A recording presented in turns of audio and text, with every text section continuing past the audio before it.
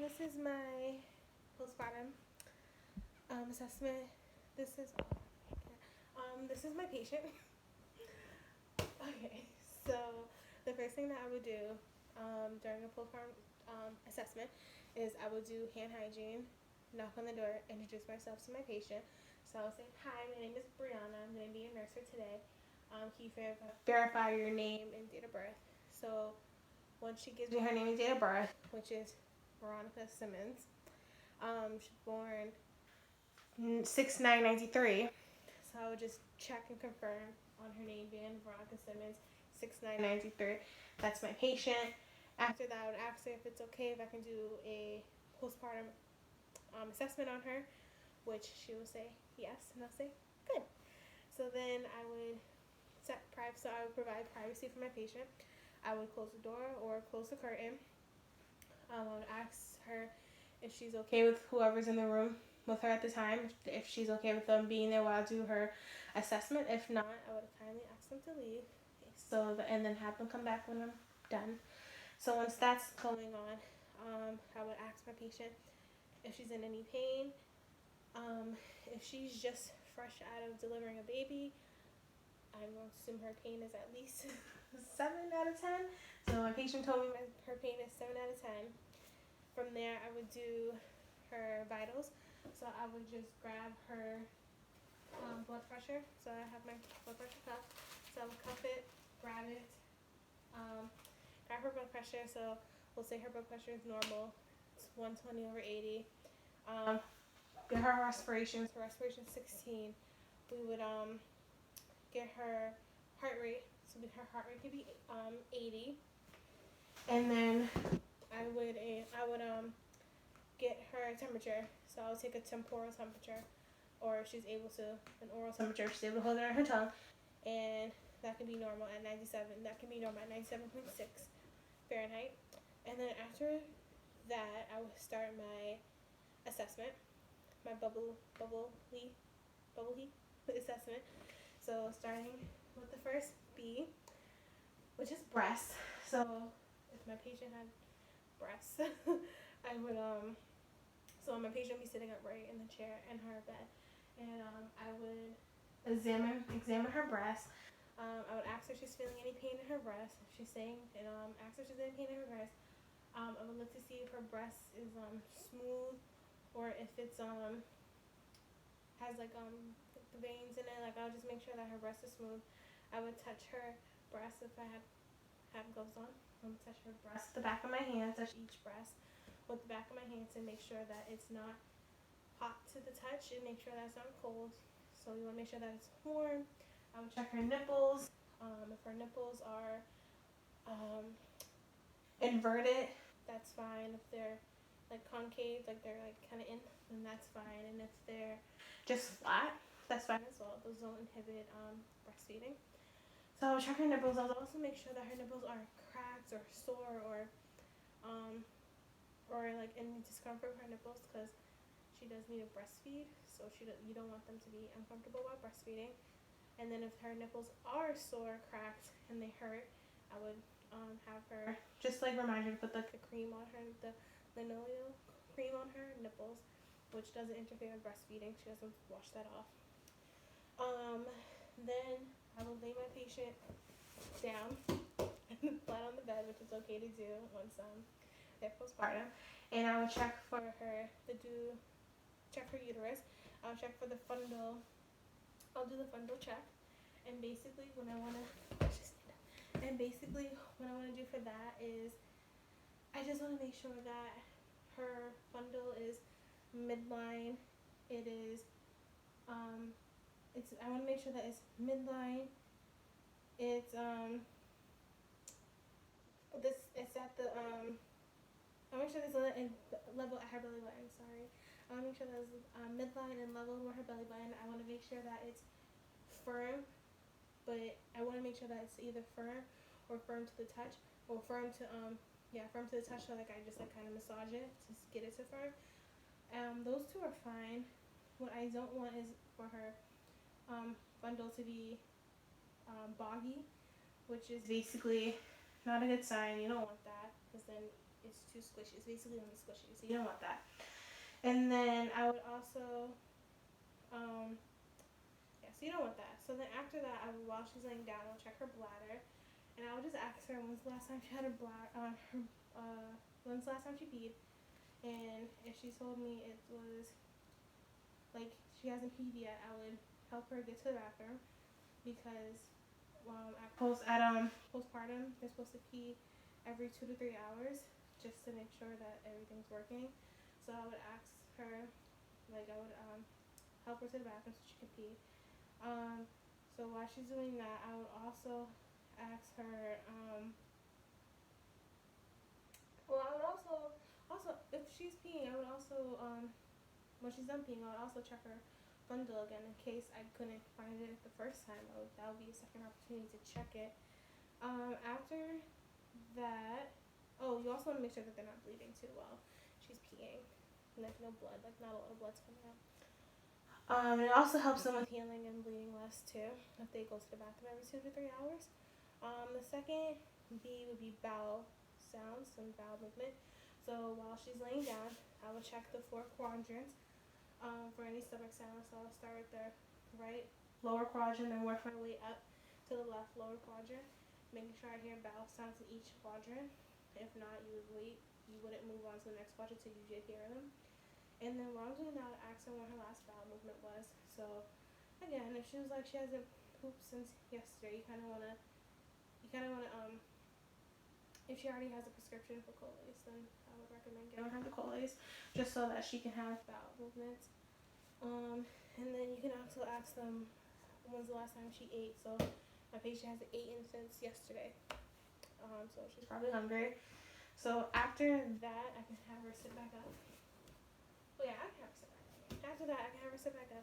Now I'll check the lochia, and for that, I would just like look at her pad. So basically, if her pad is saturated, heavily saturated with blood, and she just changed it 20 minutes ago, that's concerning, and you definitely want to. That's concerning, and it's an emergency intervention because at that point, she could be hemorrhaging if she's losing that much blood after changing her pad for 20 minutes.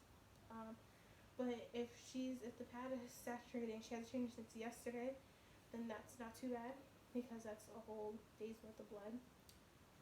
So you would just remind them, same thing as the bathroom. You want to change your pad every 2 to 3 hours, and then monitor it as well. So if you're having clots come out of you, which is normal, but if the clots are bigger than like a dime size, like if they're like a good size clot, like as big as like an acorn, then that's concerning, and they do need to notify their nurse or doctor about that.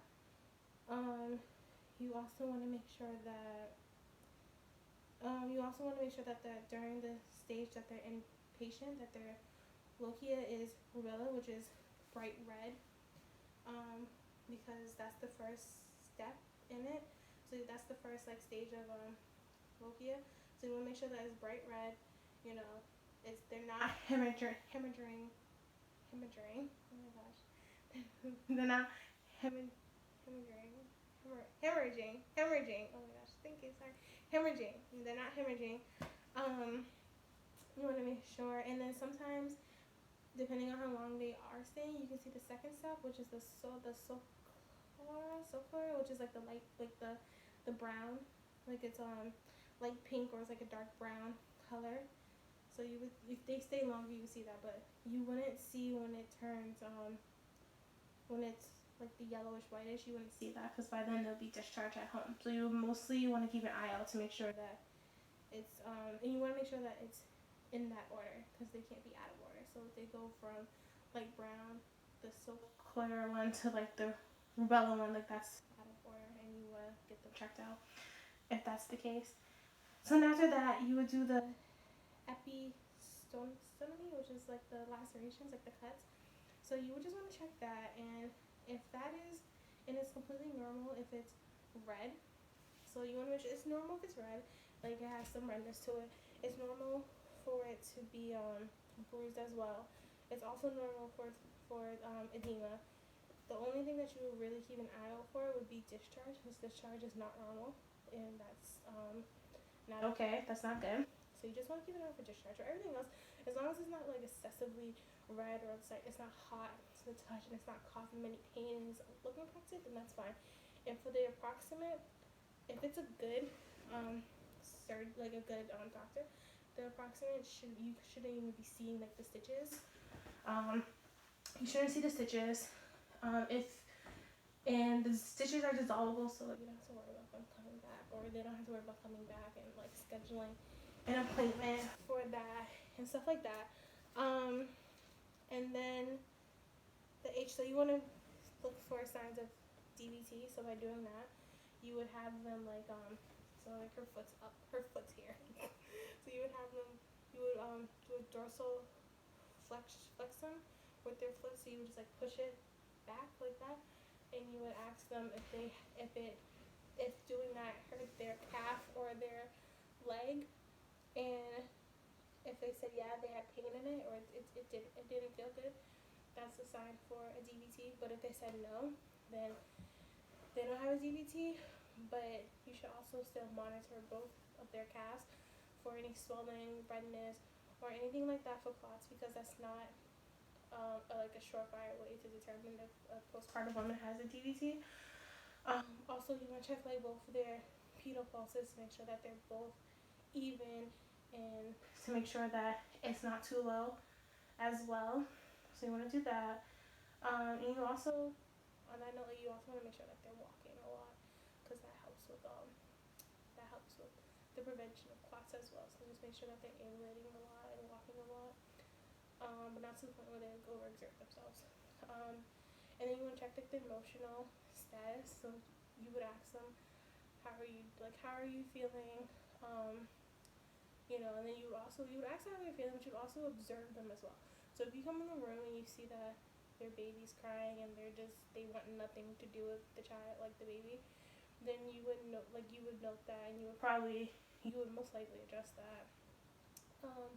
You would also, if you came in the room and they were like hugging the baby, showing the baby affection, that's perfectly fine as well. You want to make sure they have a good support system, so they're not feeling too overwhelmed. So you would just ask them like, do you have a good support system? Like, like who can you go to when you're feeling overwhelmed, you afraid, stuff like that. You just want to get an idea to make sure that the baby, not only that the baby's safe, but the mother's safe as well. You want to look for signs like if the mother is saying she doesn't want the baby to touch her, or she doesn't want skin-to-skin contact, or she like completely hated the fact that she gave birth. You just want to keep a lookout for that, and probably you want to keep a lookout for that, or like also just like get like advocate for her to like have some type of help. And then you also want to make sure you also want to you also want to observe if she's like taking it in, which is like all about her and like her needs and stuff like that, her birth story, which is perfectly fine. You also want to see if she's doing the taking hold, where like she's showing the baby interest and loving her baby. We won't see the letting go stage because that'll be after she's discharged, but for those stages, for the taking in and the taking hold, some people can skip the taking in and go straight to nurturing the baby. Some people skip the taking hold and they're still about them for a few days because they're trying to collect themselves. But yeah, so that was my patient. And then at change of shift, I would just give an SBAR. So the situation would be my patient, I'm gonna call her Isabel. I can't remember if I named her, but my patient Isabel, she was 27-year-old woman, 6'9", 93. She just is postpartum. She's like 3 days postpartum. She just gave birth vaginally, healthy baby girl. She currently right now, her bubbly assessment, everything was normal. Everything, there was no abnormalities. She was her pain is 7 out of 10. My assessment was that I took her vitals. Again, I did the assessment on her, make sure she was okay. And then my recommendation would be just to keep reminding her and helping her go to the bathroom every 2 to 3 hours, helping her change her pad every 2 to 3 hours, and monitoring for any blood clots. And also if monitoring blood clots. And then patient if she has any questions. Isabel does not have any questions at the moment. She understood everything I said. And that was my postpartum assessment.